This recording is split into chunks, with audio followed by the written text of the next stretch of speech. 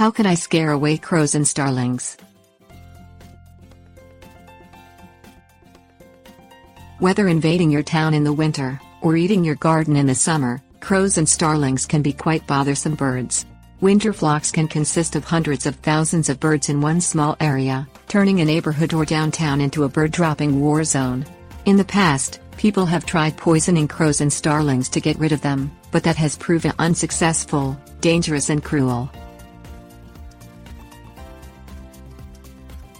Things you'll need: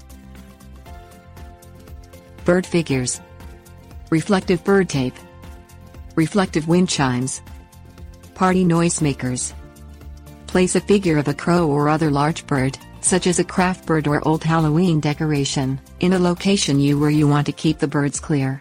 Move it around, so the crows do not get comfortable with the figure, and avoid using more than one or two in a small area, as this may reduce its effect.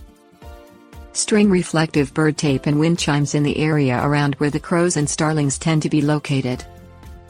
Go outside and make noise with party noisemakers at the time of day the birds are around, to scare them away. Repeat all these procedures, varying the location and time of day, so the birds do not become comfortable with your efforts to encourage them to leave.